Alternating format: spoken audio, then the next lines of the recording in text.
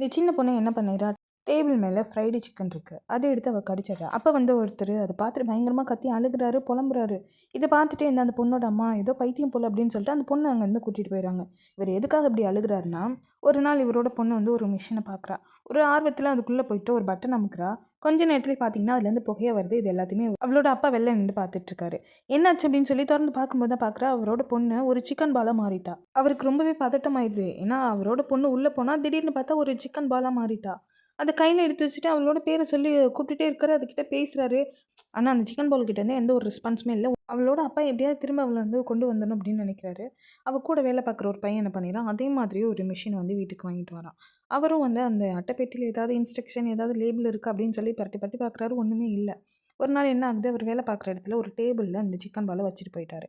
அங்கே வேலை பார்க்குறவர் இன்னொருத்தர் சாப்பிட வரும்போது அந்த சிக்கன் பாலை பார்க்குறாரு. அவருக்கு ரொம்பவே டெம்டிங்காக இருக்குது. அதை சாப்பிட்றதுக்கு சாப்ஸ்டிக்லாம் எடுத்துட்டாரு. அந்த நேரம் பார்த்து அவங்க அப்பா அந்த சிக்கன் பாலை காணும். போச்சு போச்சு என் பொண்ணை நீ சாப்பிட்டுட்ட அப்படின்னு சொல்லி வயிற்றெல்லாம் தடவுறாரு. அப்புறம் தான் பார்த்து தெரியுது அவர் அந்த சிக்கன் பாலை சாப்பிடல, அது ஓரத்தில் இருந்திருக்கும்.